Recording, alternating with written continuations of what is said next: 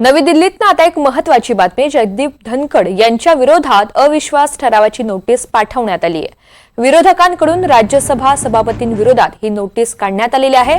सभापतींच्या कामकाजामुळे संतप्त झालेल्या विरोधकांनी अविश्वास ठराव आणलेला आहे।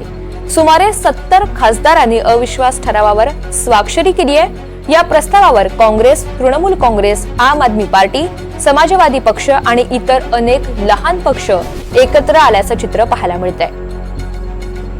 प्रतिनिधी रामराजे शिंदे या सगळ्या संदर्भात आपल्याला अधिकची माहिती देणार आहेत। रामराजे, विरोधकांचा नेमका आक्षेप काय आहे, आरोप काय आहे आणि सध्याची भूमिका काय?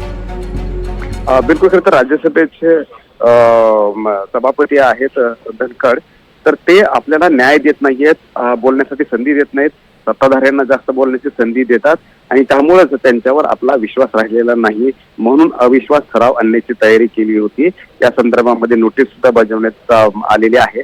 परंतु हा आता अविश्वास ठरावाचं कारण आज दोन्ही सभागृह जे आहेत ते तहकूब झालेले आहेत। उद्या जेव्हा सभागृह सुरू होईल त्यानंतर स्पष्ट होईल की नेमकं पुढे या अविश्वास ठरावाच्या संदर्भामध्ये काय केलं जाणार आहे, स्वीकारला जाणार आहे की नाही। परंतु 70 खासदारांनी यावर स्वाक्षरी केलेली आहे, त्यामुळे दखल जी आहे अविश्वास ठरावाची ती घ्यावी लागणार आहे।